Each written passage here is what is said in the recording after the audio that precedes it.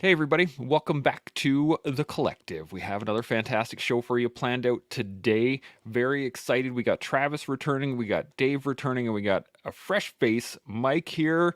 Very excited. I am stoked to get to talk to y'all. Now, while I'm stoked, y'all should be too. Like the show, subscribe to the channel, hit the notification bell, do all those good things so you get your emails in the morning whenever we go live, which is, of course, every day.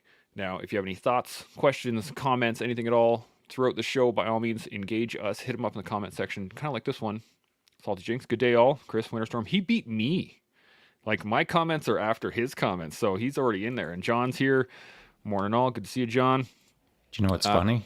What's I was in my live chat on Instagram before I came over here, and good on him. Salty Jinx said, I'm going to go bounce over. I'm already over on the collective, lined up, ready to be first in to the pipe. So good on you, Salty Jinx. Just want to call you out for being mega. He's in the game. In the game. I am. It's fun to watch the little competition now. Who's going to be first, just to be sure to get their little comments in right away. Now, today we're talking the culture of excellence. Now, y'all come from a background of excellence, so I really wanted to. I'm going to lean on you guys quite a bit for this. But here is a quick definition. Actually, before I do that, let's get some intros. What am I doing here? Travis, I'm going to start with you. We'll work my way down. 10, 15 seconds. Who are you? Where you come from? All that good stuff. Travis Denman. I'm a old Army guy. I came on active duty in the early 90s. I retired in 2014, started in the Ranger Regiment, ended up in Special Forces, and I'm now a college student. I like it. I like it. Dave, how about yourself? Unmute. Okay. Dave Raschuti. I am old. I guess I'm an old Marine guy. I'm in South Carolina, and I have a 7-year-old daughter, and that's my job. The best job in the world, too, I have to say, being a dad. Mike, how about yourself? Yeah, Mike Pinone. I started out in the Marine Corps initially in reconnaissance, and then went over to SF, and then went over to JSOC. Did some other stuff here and there in the same realm for other places. But yeah, I'm Kayla's dad. That's what I do. I like it. I like it. I like it a lot. All right, and I mean, everybody knows Shaun. Do you want to give an intro? No, I didn't think so. Okay, so let's get into this. I am a dad. You are a dad. There you go.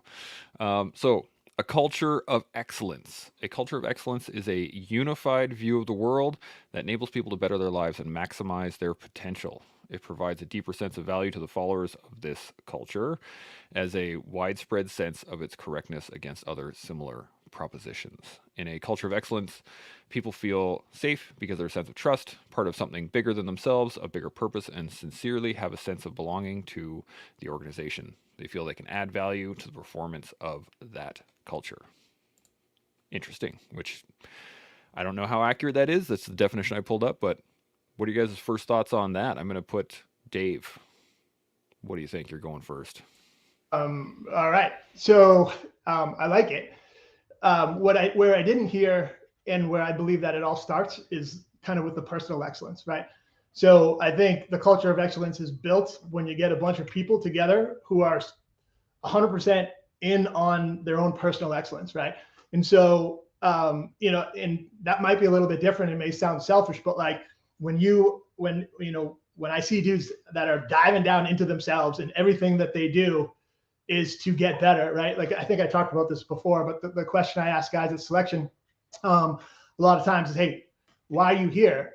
And it was the guys who said, I want to see if I could do it, right? Those are the ones, and that didn't necessarily would make it, but those are the ones, if I had to guess, had kind of a motivation that was intrinsic, and they were kind of geared towards developing that personal excellence. And when you get a bunch of people like that, the culture kind of creates itself eventually, if that makes sense. Yeah. Mike, I'm going to hit you up. What do you got? What are you thinking? First thoughts? Yeah, I think it's definitely at the individual level. You got to be a grinder. You got to be somebody that always wants their previous personal best to become the baseline. Like all the people that I've been around, starting in the reconnaissance community, and then going into SF, and then going on beyond that, I've always surrounded myself with people that the best performance you ever did becomes the baseline. And that is just something that's, again, intrinsic in the individual. And then you have a system, you have an organization that fosters that. So I think obviously the organization is a sum total of the men in it, or men and women, or whatever kind of organization you have.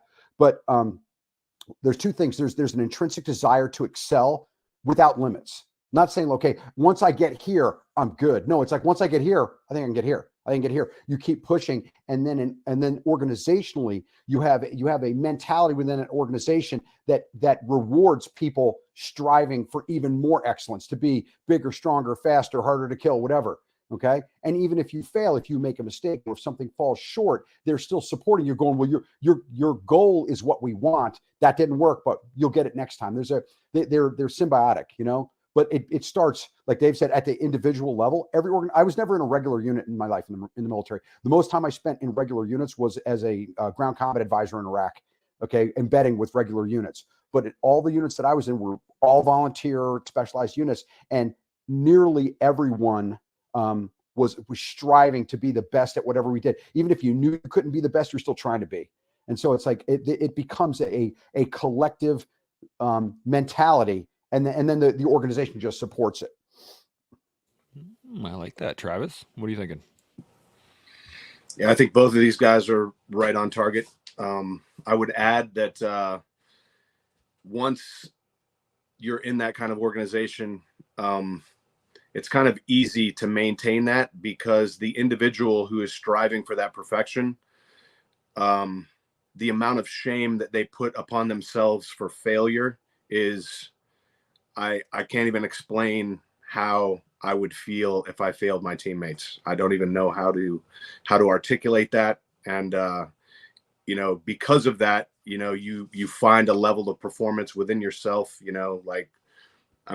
it's really, looking back on it, I've not been able to duplicate the level of cognitive ability and physical capacity that I once had, when it was really important and when my teammates were depending on me. And, I try to do that still today.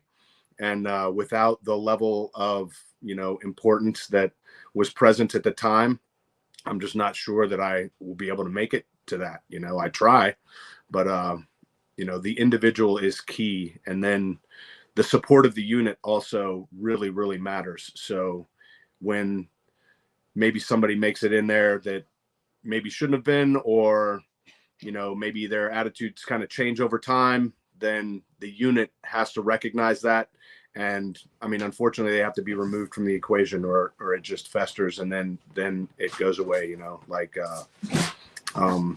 something that kind of even it eats at me now today, 35 years after I came in the Army, the amount of photographs that are on the internet of operators doing operator stuff it blows my mind. It's literally insane to me.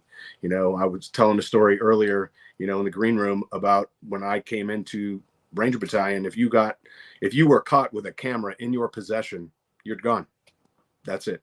That's the standard. No photos. And if you take one, you're out. If you plan to take one, you're out. And that was it. And everybody knew it, and everybody adhered to it. And that was it. So having a standard and adhering to it is also part of the equation. That is 100%. Shaun, what are your first thoughts? Just a little side note on the camera, to Travis's point. I think most of us are old enough that if we would have wanted to take photos, cameras didn't even exist. So we were just drawing things. So I love being in this panel, man, because it feels like people who are like me. And I think I don't want to just gloss over what I just said. I want to put a finer point on that, because excellence is only understood by standing next to excellence. You can look it up in a book, and you'll never understand what excellence is. You got to be in it. You got to be surrounded by it. You got to understand that you're not that excellent based on the excellence that's around you. And all of the fellas have said exactly what I'm thinking, and that is the relentless pursuit of excellence. I'm never satisfied with anything that I do. I always want to do it bigger, better, faster, stronger. Always. The relentless pursuit of excellence. And again, in order to contextualize that, you've got to contextualize it against your own independent efforts. I sucked yesterday. I suck less today. And then you've got to contextualize it against freaking awesome performers that you may never, ever achieve those great heights that they're performing at. That's what you've got to pursue. And you've got to feel like sometimes you don't even belong there. You got to be hungry. You got to be ferocious. You've got to be a freaking velociraptor in that game. You have to want to win, and not just win for yourself, want to win for the team. And that is critical to this conversation, I feel. We can all walk around the world as solo players, and we'll do our best. But nothing draws the best out of you quite like having to do it for the guy to your left and right, and feeling like even when you're doing your best, it's still not good enough. So I love this panel, man. I'd just like to hang out with you guys all day long, just drinking coffee and not even accomplishing anything. It's just good to be around good people.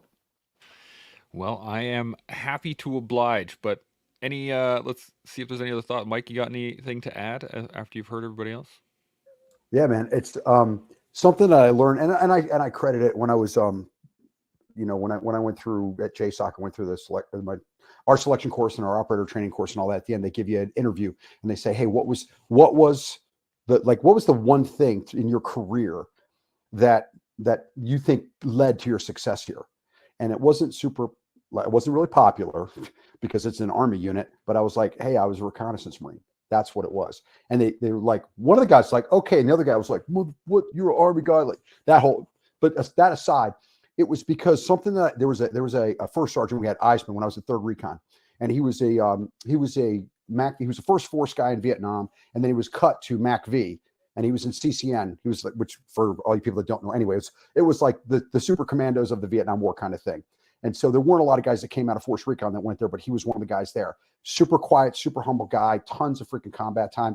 And one of the things that he said is that what you're doing, you in a team, you are not responsible for you are responsible to everyone else with your performance. So on a 6-man recon team, I was responsible to 5 other guys, maybe at the cost of my very existence. But I had to understand that I was the least important person in my world to me, and the other 5 guys were. And all those 5 guys had to be doing the same thing. And the only way you could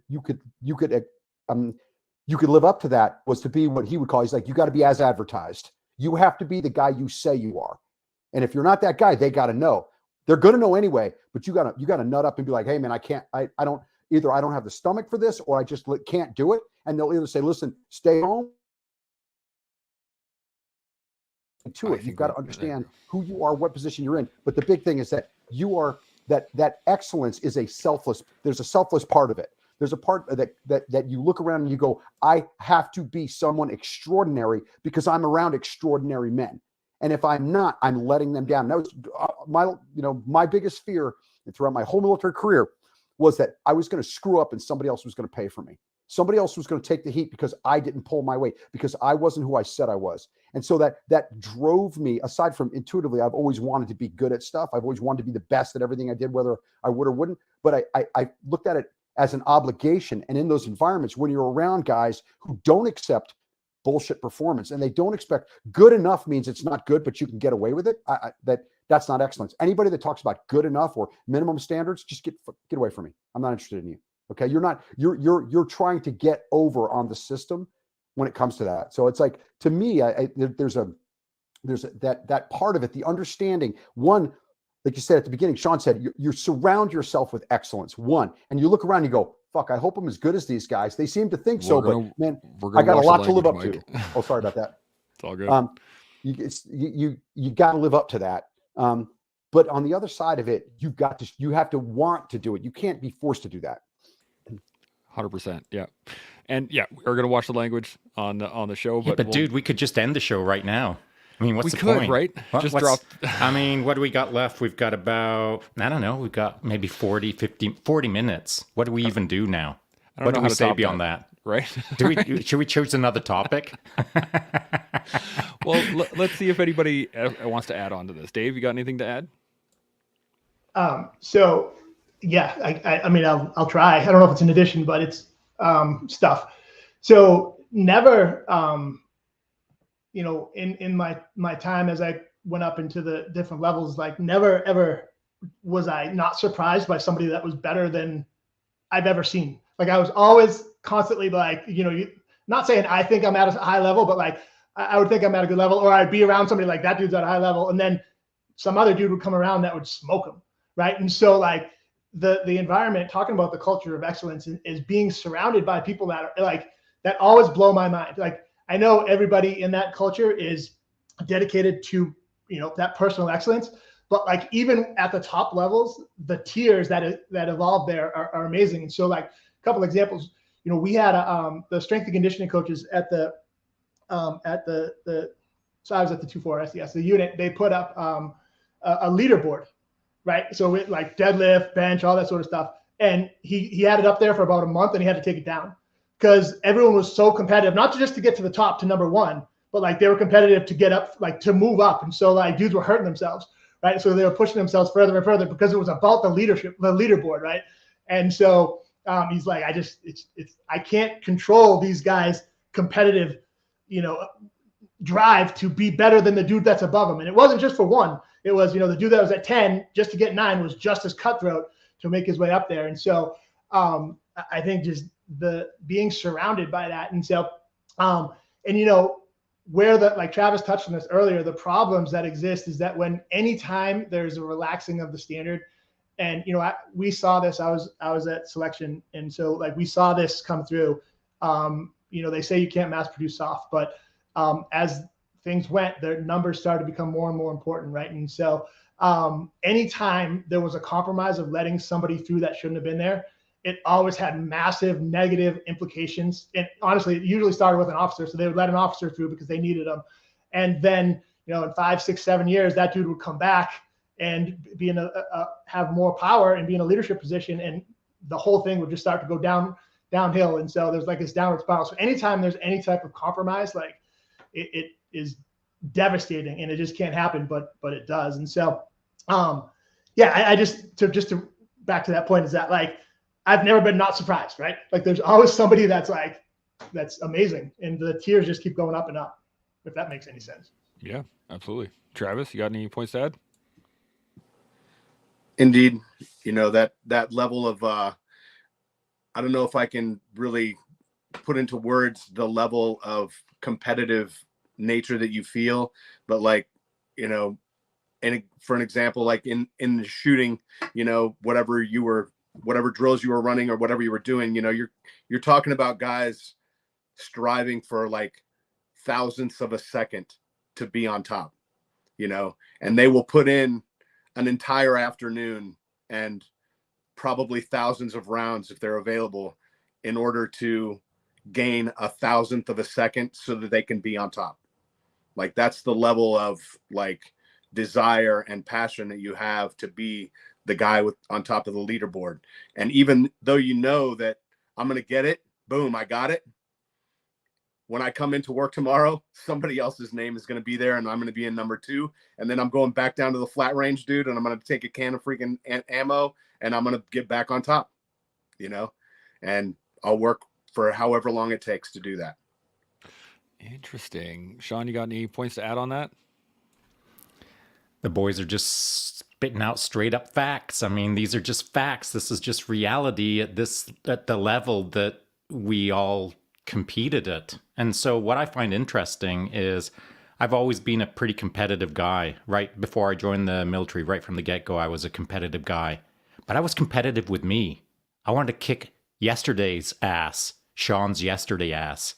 And I'll be trying to kick tomorrow's ass, my ass, tomorrow. So today, my only job is to kick my ass today. But don't get it twisted. I also keep my eye on the prize, who's around me and who I'm competing against, or competing with, more correctly. And so that leaderboard has been in front of my nose all my life. I've always pursued someone who's in front of me. Less to beat them, but more to beat myself, to have a yardstick in front of me, to have someone keep me accountable, for someone to inspire me that if someone else can do it, then I can make my best effort to do it and exceed their standard. And that's how all boats rise, is by pursuing the high water mark and scrawling a little chalk line just above the high water mark and say, come get it, boys. It's a healthy competitive environment at the highest levels. It draws the best out of everyone.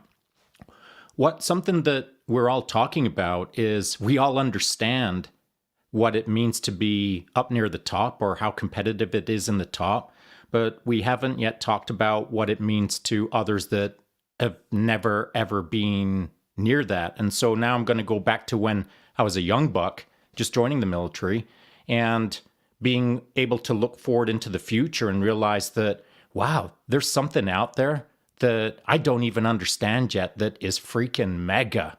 And I want that.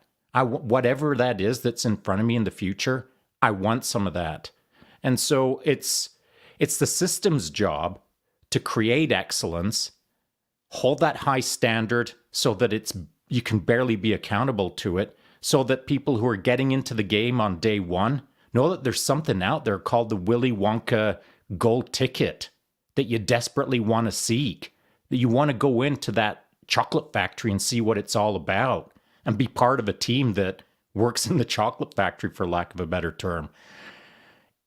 I love excellence. I love excellence that I've never achieved. I love seeing excellence failed in others, and I love excellence being created in others.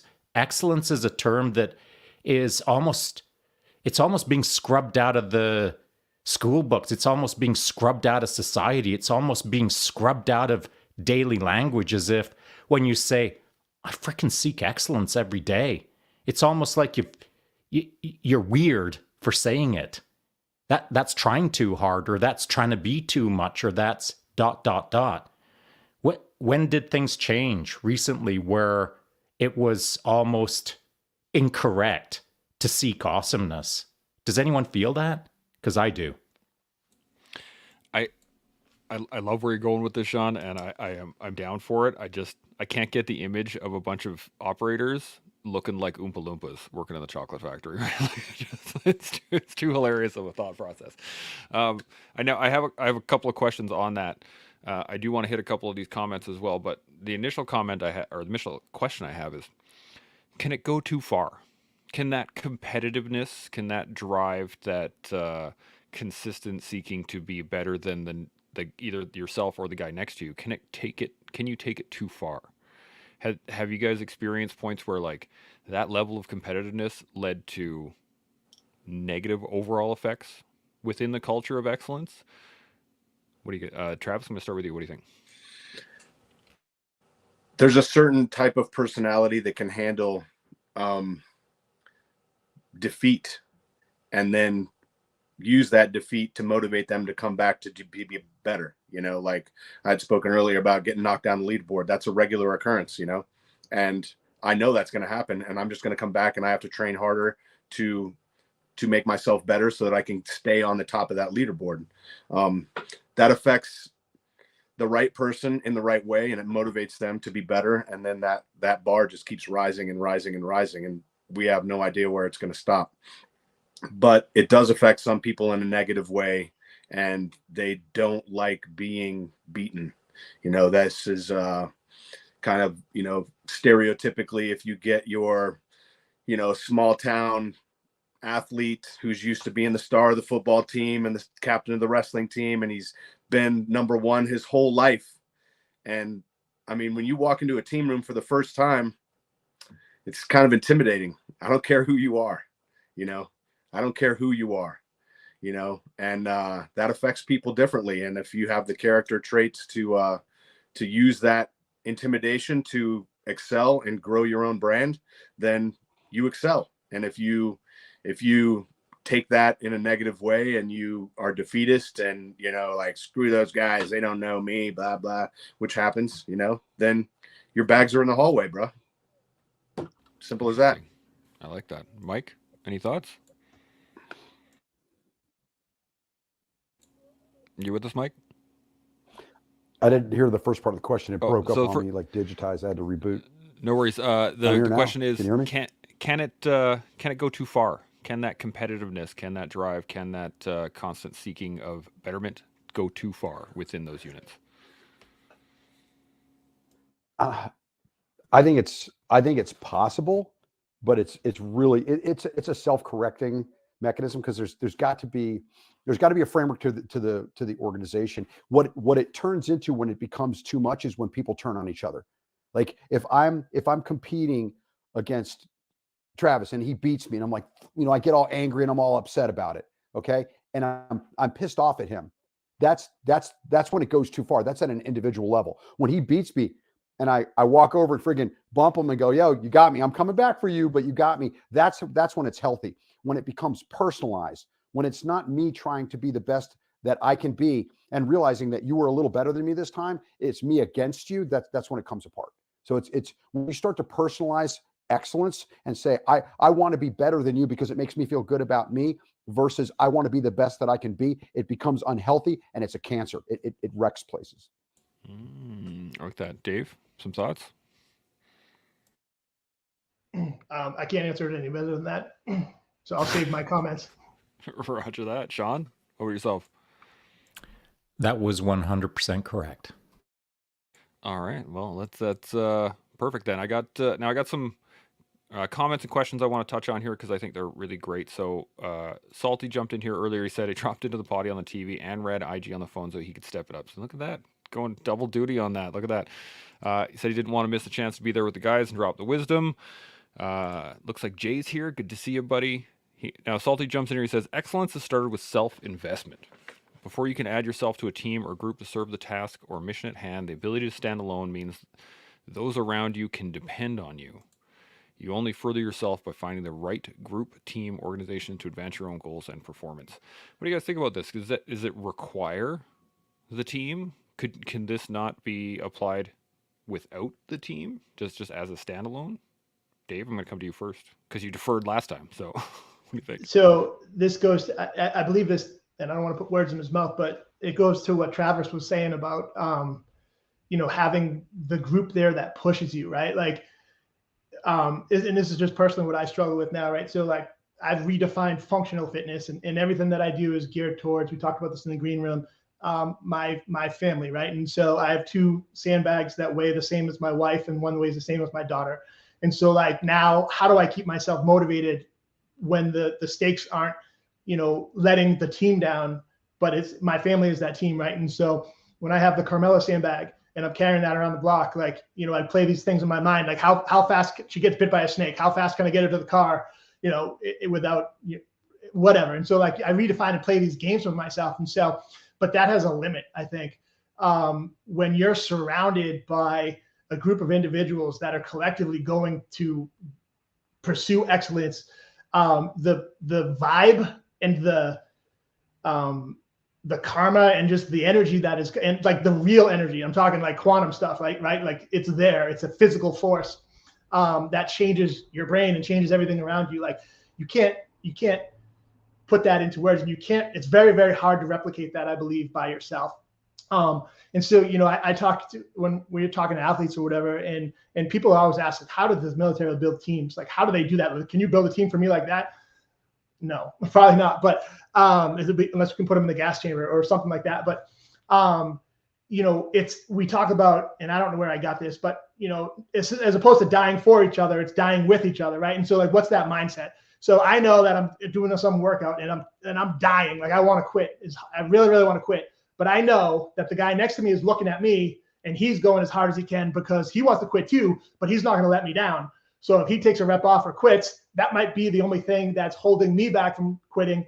And he won't do that, right? And I won't do that. And the guy on the other side of me won't do that. And so like, there's just this collective, like, I ain't freaking stopping because I'm not letting these 2 guys down. And then that pushes everybody further. And that's where that collective mental force or, excellence force, I guess, is drawn from, right? So you can tap into that and that pushes you further, I guess. And so the long answer to a short question, individually, it's possible. I don't know that it can be taken to the level of the group. Interesting. Trav, any points to add?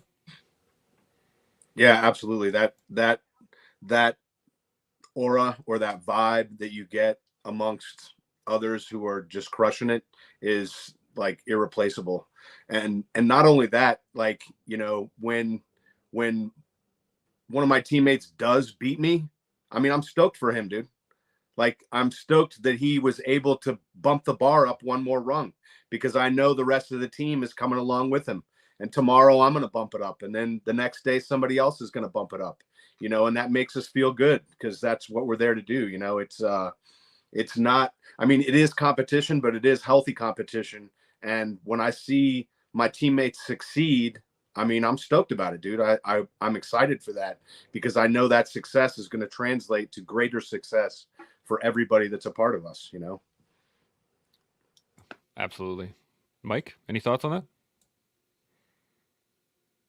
His connection's a little weak, I think. But did you catch Mike? I think you might be. Shaun, you got any thoughts? I do. So to the point on the quantum energy, the vibe, the frequency, the feel. If you've never felt it, that's a bummer. I truly mean that. It's a bummer if you've never got to be around that. Because it's an amazing feeling. It's an amazing vibe. It's a quantum energy, man, that I'm going to bounce this back to Dave now.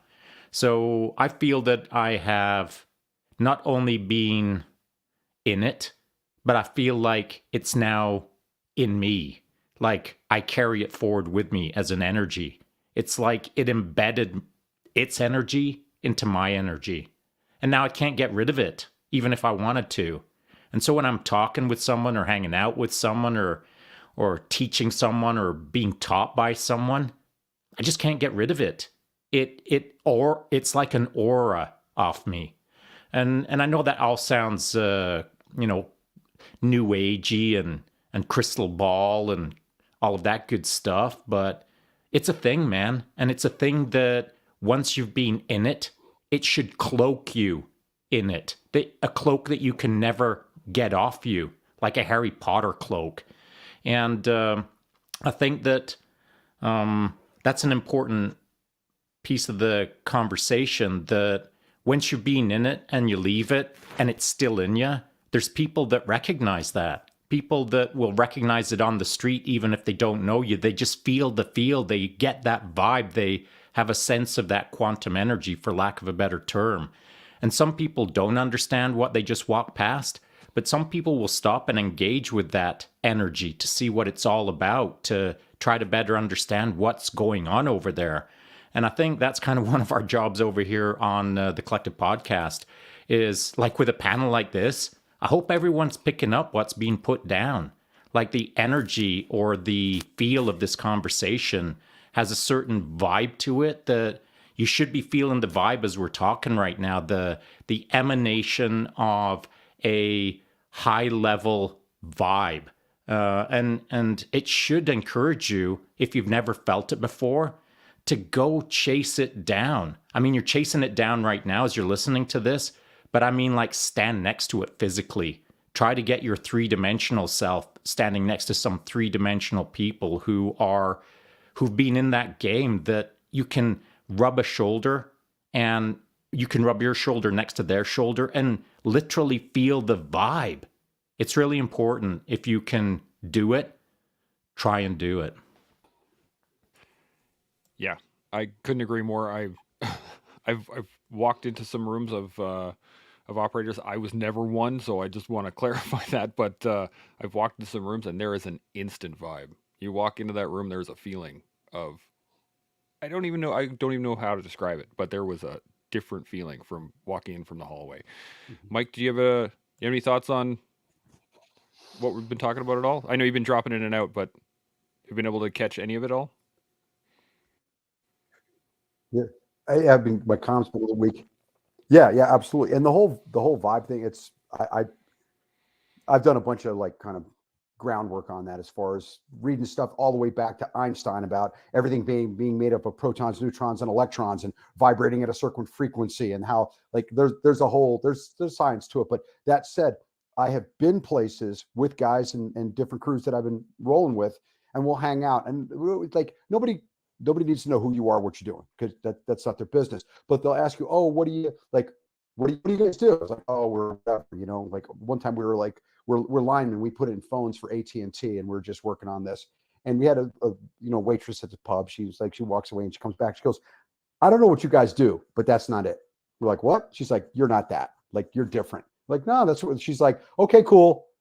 But I don't know what I know, but I know you're not. Like, people can sense it. It's the way you carry yourself. It's the way you interact. It's the way you look at people. But when you walk into a room, I've walked into rooms to go get people that I didn't know who they were, but I know they were waiting for me to pick them up. And I've walked into a room and gone, that's him. And look at him and look at me and be like, let's go. We don't even say a word. He grabs his bags and I throw him in a vehicle. It's like, oh, you're from, you know, you're for Red Squadron or whatever. Like, it's just, you can tell, you know, every fish knows his own. And that frequency, that vibe as a collective, as a group is freaking powerful.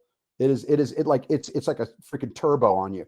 Like, and the competitive is for, you want to set a standard for the group. I want to be the best in this group because that's the greatest honor you can have. It's like, I'm on the leaderboard for the group and I'm going to lose it. Somebody's going to take my spot, but I have to at least touch that spot. I have to touch it at least for a little bit and go, okay, Mike was the guy this week. And he's not going to be the guy next week, and everybody knows it. But it's a circle, man. It just keeps going around, and it makes everyone work harder and everyone get better. And it drives you to the group. It drives you to the collective. You're the best guy this week here with us. Not I'm better than you. We're all competing together, but you happen to be the guy that got the lead. And it's something that, like Dave said, replicating it outside. It's the thing that I've missed more than anything post-service. It's finding, and all my, like the guys that I hang with are all, I just came back from helping a guy move in that I was in SF with. And right down the road, another mile and a half away, there's another guy. We've known each other since we were brand new, SF guys. Like we always end up gravitating towards that, not just because we're familiar, but because we crave that the energy that comes with people that are always pushing forward. They're always driving hard. And it's freaking, it's transmissible, man. Once you get there, you crave it. It's like a drug. You miss it so much because it gives everything so much like color and contrast and texture.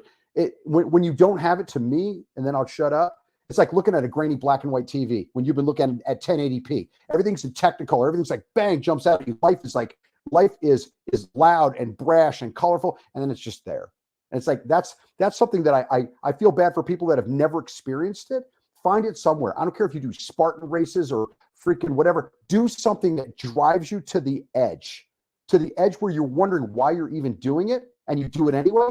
And then you'll start to feel that. And then if you have a circle of friends that do it together and drive each other and suffer together a little bit. And there's a place that you can only go to that it takes that. That's the price of admission. And so like, it's not something you just like checking, oh, I'll do this. No, it comes at a cost. Are you willing to pay the cost? If you aren't, then you don't get the bennies. You don't get the perks. If you are, you get the perks, but it's expensive. I like that. I really like that. I have this mental image right now of speaking with my psychologist earlier today, and I was talking about how in everything there's a level of nuance, and as you dive into that level of nuance, and as you seek out that granularity, you get to a point where it becomes a binary choice whether you want to do it anymore or you want to do something else. And so this image in my head is of almost like a transmission when you get into the military and you start revving your engine and it starts coming up and you're like, ooh, this is fun. Ooh, this is neat. I get to blow things up and I can shoot stuff. And wait a second, there's a whole nother realm over there. Recce. And you start change gears. Now your entrance is still at the height of your first gear, but now you got to start over. And so you start doing recce and you're like, oh, this is fun. Okay. Ooh, SF, bang. And you start right back at the beginning again. And so it's this constant like filling of life, filling of development, this revving of the engine up until the point, and then you have to change gears and you become a new guy again. You start a new belt, you start a new position, you start a new team, whatever, and you're at the beginning and you got to rev it up. But that beginning is the tip of what the previous gear was. Does that sound about right? Dave, what are you thinking? You're nodding your head a lot. I love that. I actually have not thought about that. When you talk about the amount of humility that has to go of like, and so when competitive, how do we stay competitive yet not have it being damaging? Well, I mean, by the time you get to the level, the upper levels, like you've had to restart a whole bunch of times, right? You have to be the new guy so many times. And so like, in order to progress to, somewhat good in that field or good enough to move, or the best to move up to the next level, like you have to be humble.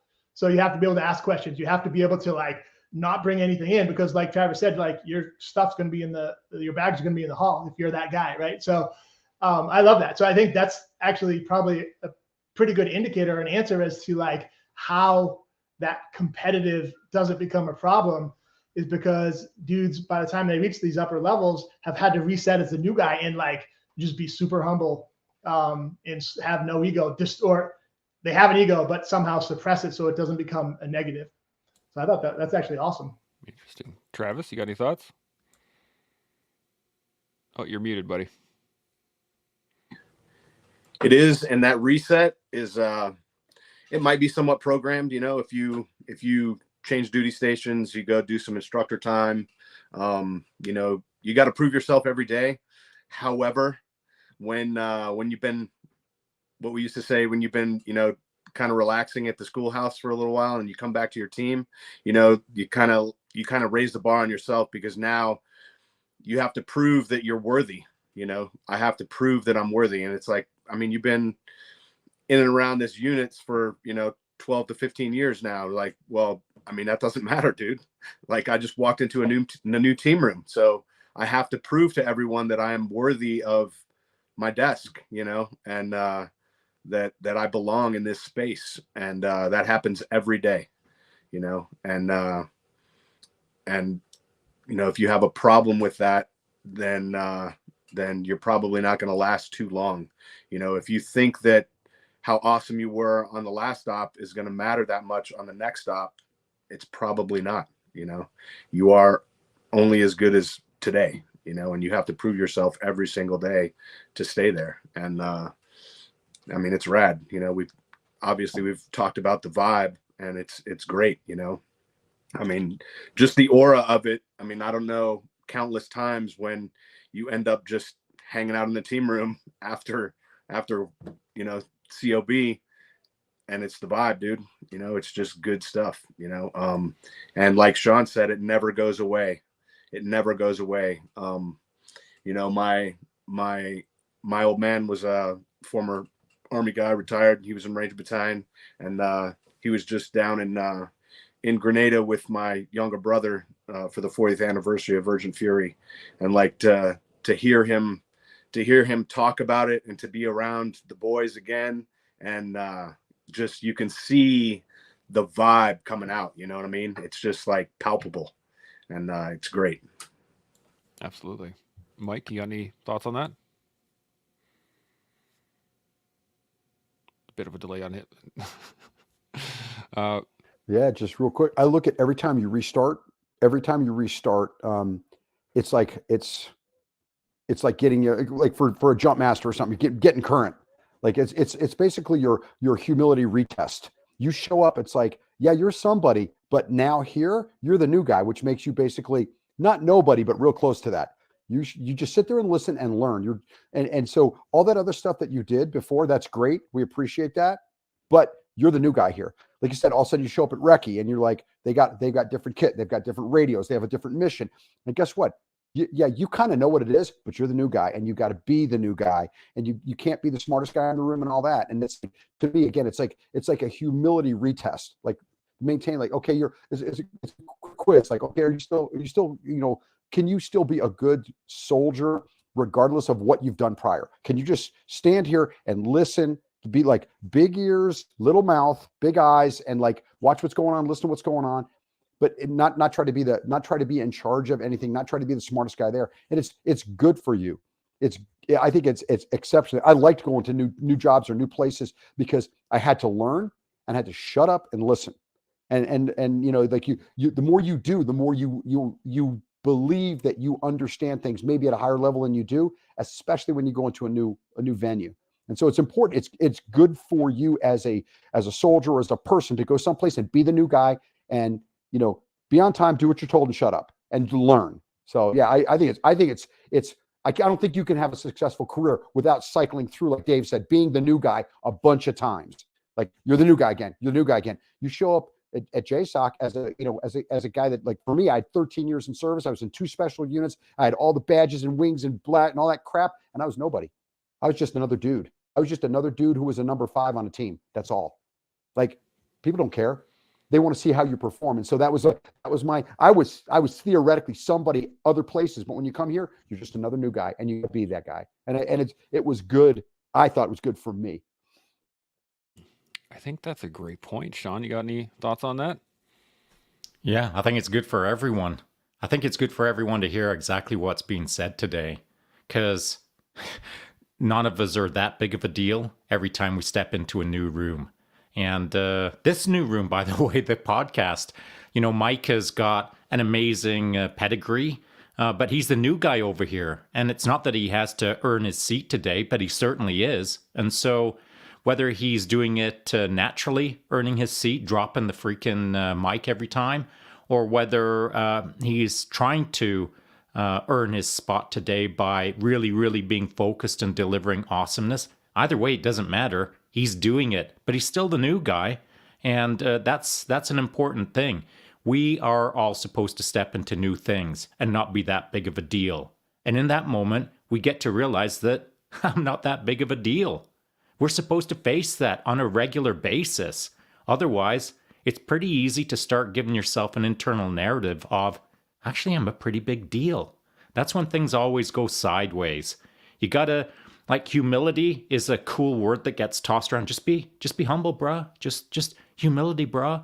But there's a difference between telling yourself, I just gotta be humble today, and then stepping into a room full of freaks who are freaky McFreak and make you feel like you're a noob. That's humility. That's the contextuality of, I'm not that big of a deal. It's one thing to read the word be humble on a dusty book, and it's an entirely different thing to step into a room where all eyeballs lock on you and you feel like walking out of the room because you're really not that big of a deal. There's physical understanding and there's academic understanding, and those things are radically different.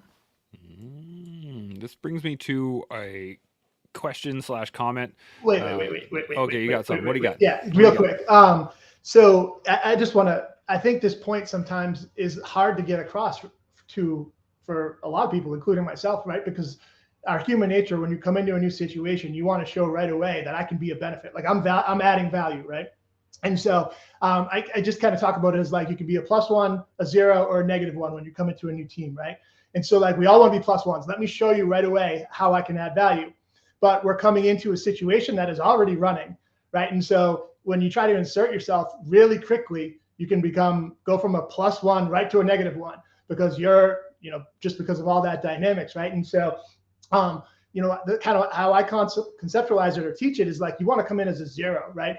So you come in as a 0, you're not affecting the team negatively or positively. You're just there, right? So you're an addition. Now, that doesn't mean you don't do anything, right? You are looking for work. You try to figure out how things work. How can you fit in? How can you best add value? And it can be as small as like, the trash needs emptying. So I'm going to start emptying the trash. And so every day at the end of the day, I'm just going to go around and empty trash. I'm not going to tell everyone I'm emptying the trash. They're just going to come in and their trash is empty, right? And pretty soon, people will realize that you do add value, and now you're adding value in a way that wasn't there before. And so then you go to that +1, right? And so, but I think it's not necessarily the mindset that we always have when we go into a new situation, because we want to prove our worth. You made the right choice. You selected the right guy, right? I'm the one. You hired me. You're paying me this, whatever. Like, I'm that guy. You did good job. And then you want to show that immediately. And then that sometimes can be a problem. Yeah, I could definitely see that. It does go directly into the comment I have here. I'm going to hit a couple others first, just to get through these, because they're excellent comments and great questions that I think we've already touched on before. So, Talking to Horses, Jason says, does a culture of excellence remove weak links, or do these chinks in the proverbial armor remain amongst a group of high achievers? And I think we talked about this earlier, in that it is a self-correcting circle. Yes? Or did anybody have any comments on this question? Very good. Okay. And then, so this is the one I want to touch on. Was Tanya says, what methods do you, plural, employ to become an eminently qualified human who's skilled in all domains, money, fitness, leadership, professionally, when there's only 24 hours in the day. She carries on with this, says, some cultures of excellence end up being toxic. 48.9% suicide rate in male university Chinese students. What are the traits that make soft pursuit healthy, and how do we parlay that for a society? I think this is a great question. Now, I think we've been touching on it, but I wanted to add in this extra question of how then the traits that we've just been talking about, that vibe, how do we parlay that into society? Mike, just hope you're hope you're available. What are your thoughts on this one?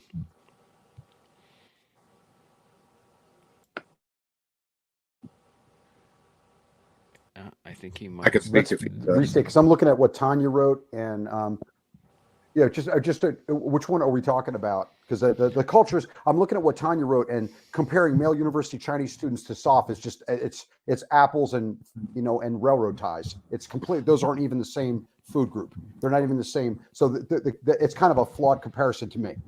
Okay. Having been around Chinese university students and soft guys. But anyway, what is it like? The specific, are we back one?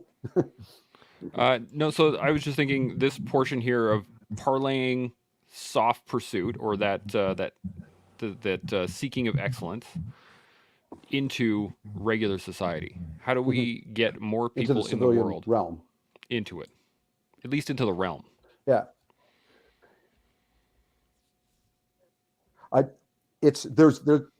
There's two things, like I said, that I believe.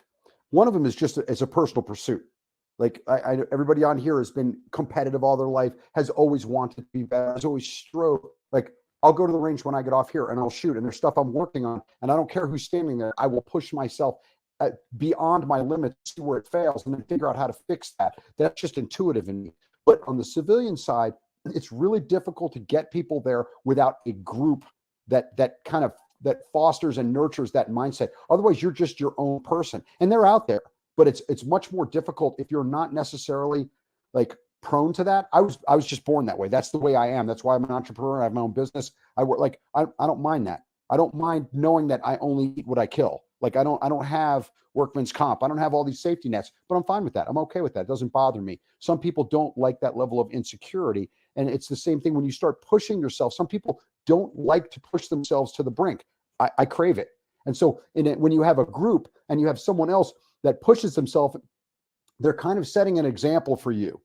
And then you go, okay, if they can do it, I can do it. And we talked about that before. And it's just in the soft community, like I said, in the reconnaissance community and in SF and the unit and all, it was just such an exaggerated, you would look at it and go, that guy can do it. I want to know why I'm not doing it. And if I can't do it, I want to know how to do it. So, but there's a infrastructure in place of personalities that drive that. On the civilian side, that's why I said, if you have people that do the easiest thing I think for someone to get out and do is something physical that challenges you both mentally and emotionally. Okay. And that you have a collective. Like I said, I've seen it with people in Spartan races and stuff like that, which I've done a couple of them just to do them. And I could see in there a company that was very reminiscent of the military, and to see people do them as teams and work together. But it's going to be hard for people to do it on their own if they haven't witnessed it or don't have it just in them. That's my 2 cents. I like that a lot. Travis, what were you thinking?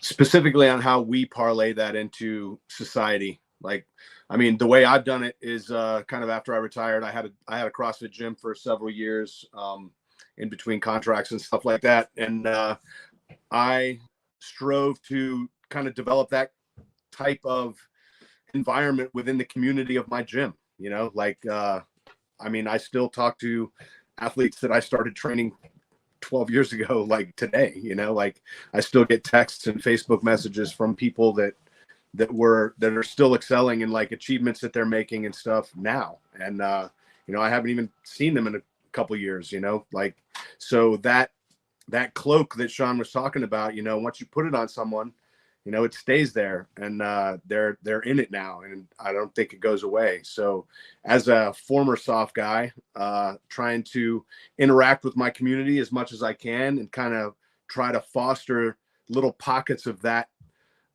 type of environment as much as possible.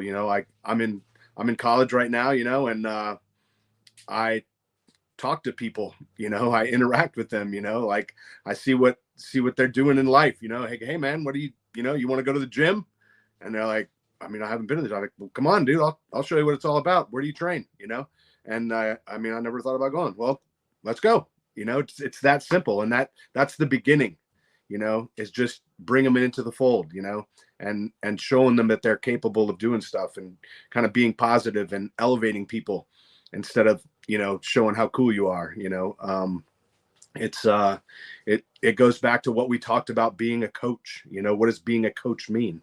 It means that I'm here to elevate people, just like I was there to elevate my team, because I don't matter. It's about my performance is solely because I want my team to excel. And that's why I perform. And that's why I won't accept less than excellence in myself, because I am responsible to my team, to my community and my state and my country to perform, and that is an individual trait. You have to have that, and I think we as citizens are responsible to our countrymen to perform, and we need to spread that attitude as much as we can. I like that. I like that a lot. Dave, you got any points to add? I do. Can I So, throw and I'm something real glad quick? this is, Oh, yeah, please. go for it, Mike. You go ahead, Mike. Just real quick to double tap something that Trav. Okay, can you hear me? Yep. Yeah. Can you hear me? Okay, Yes. good. Yes. Just to double tap something that Travis said. I look at that, what he's doing, and I think probably all of us do it in our own way, is you are providing that example. You are executing leadership at its basic level as the individual charting the course. You're the pathfinder guiding them into the drop zone. Like that's our obligation. That's something that I try to do every time I interact with people that I'm working with, is to try and show them what it looks like when someone is always trying to be better. And so I look at that as an obligation of those of us who've experienced it to pass on to others, because that's the best way to get it into the general public, is people that have lived it in a as a job, as part of the fabric of the society they live in. Absolutely. So I think the hardest thing for a young person to do, and by young person, I mean anyone who's been probably from the 90s on, who's been influenced by social media. But the hardest thing nowadays for a young person to do is to honestly say who they are, what they believe, and why they believe it, right? Because they have all these influences telling them who they are. Their coaches tell them, the internet tells them, school tells them, their preacher tells them, everyone's always telling them who they are, right? And so for an individual to express without doubt, fear, confusion, this is who I am, this is what I believe in, and this is why I believe it, is very, very hard, but absolutely the first step and the most important first step to becoming excellent, to becoming productive, to becoming a great human. And the way you do that, or I think the only way you do that is through, develop your own warrior ethos, right? The warrior ethos, your creed. In order to find peace, at some point you have to go to war with yourself. That's the only way, right? And I've been around amazing performers, right? Like I'm standing here looking at these guys on this screen, and Travis, if it wasn't for Travis, I wouldn't have been anywhere I was, because I was next to him and he allowed me in and he answered my questions and whatever. But so, and that was that leadership, right? But, the idea of you have to challenge all your premises, decide who you are, and go through and look at everything that you believe and everything you think you believe, and be like, is that really what I believe? Do I really believe that I need to have balance in my life? Well, what does balance mean, right? And so I use that word balance because I had, I always help teams develop the creed first, right? That creed specifically. And we had one team that talked about balance. And now these are Division I athletes talking about that they want to have balance, live the college life, do all this other sort of stuff. And so they don't get to have balance. Like you gave that up when you got paid to come to school to play a sport, right? Your balance isn't going to look like what everyone else's balance is going to look like, whatever people define as balance. And so the first thing you have to do is have these clear definitions and understand with no crap like no rose-colored glasses, no one telling you what it should be, like dead on straight. This is how it is. Like identify the ground truth, because from there you can move on, right? And so I think that when we're talking about suicide rates and all this other sort of stuff, is that the biggest reason for that is because society and people are telling these kids that they should be happy because they were born. And because they, you should be happy when you're out of shape. You cannot be happy when your body is physically killing itself. It's impossible. So even though in your mind, you're like, okay, I believe I'm happy, somewhere, even subconsciously, your body's saying, no, we're dying. This isn't okay. And so then there's this conflict. This person's like, well, what is this conflict? And that's where depression comes in and all this other sort of stuff, in my opinion. And so, I think the first step is to look at every single premise and identify your beliefs and why you believe them. And then from there, you can move on. And if those beliefs aren't in line with getting to what is identified as being excellent, having mental toughness, grit, fortitude, the ability to endure discomfort, because that's what life is, right? The only thing that's guaranteed in life is conflict, discomfort. And so to try to go through a life avoiding that, it makes absolutely no sense when that's all that everyone's going to face that, right? And so I think having that system in place that allows you to see the world for what it is, and then figure out how I'm going to answer that. And once you have that warrior creed and you have it, and it's something that you believe in, that's going to be the answer to any question you'll ever face in your entire life. And that's a great place to start. Absolutely. Shaun, got any? Oh, Travis, you got a thought? Can I tap on balance, because I see this in young people a lot myself, is there's a misunderstanding of what balance means, right? Balance does not mean equal. Okay. Balance doesn't mean equal. If, for example, I don't have work to do, my life is out of balance, dude. Like nothing's going to be worse for me personally. Nothing is going to be worse than a lot of white space on my calendar, right? If I see a bunch of white space, I immediately fill it with chores. That's what I do. Like that's going to happen. If it came to the point where I had that, I would just probably work myself to death. I know that I am balanced when I have work to do, when I have goals to meet, when I have things going on in my life that are important and that need to be worked at. That's balance for me, So balance doesn't necessarily mean 1 hour of work, 1 hour of relaxation. That's not accurate. It might be 50 minutes of work, 5 minutes of eating, back to work. That might be balance for you. So don't get it twisted and think that you have to have equal amounts or equal parts, flour and sugar. That's not what it means. Absolutely. I remember when during Coaches Week, Chris Lee was saying it's not about balance, it's about harmony. It's about finding the mixture of the things that allows you to do things well. Shaun, any points? Yeah, can you put that question up again real quick? And while the question is up, I just want to say this. I was going to say we're all lucky, but of course luck has nothing to do with it. We had the privilege of understanding what balance means for us at this point in our lives because we freaking had our asses kicked by ourselves. We know what we need now at this point in our lives because we've asked ourselves all the hard questions. What's my purpose for existence? The why? How am I gonna, at what velocity am I gonna, and etc. We've lived long lives that have taught us all of these things. Now, you take a young person in college right now who's possibly thinking about committing suicide. Well, guess what? They've not lived a full life yet. And if they're only first year university and they're thinking that their life is hard, it ain't. I just said it there this week. If you think you're working hard, you ain't. If you think your life is hard, it ain't. It ain't because you just don't have the right context. If you're a Midwestern first-year university student who think life sucks, I'll happily throw you out of the back of a CC-130 into a country that actually does suck. Like where there's actual hardship, where there is actual problems. And so it all comes down to contextuality. And so now I'm going to try to answer Tanya's question, having categorized that. So what are the traits that make SOF pursuit healthy, and how do we parlay that for society? For a society that doesn't understand true hardship? I'll say this. We're doing it right now.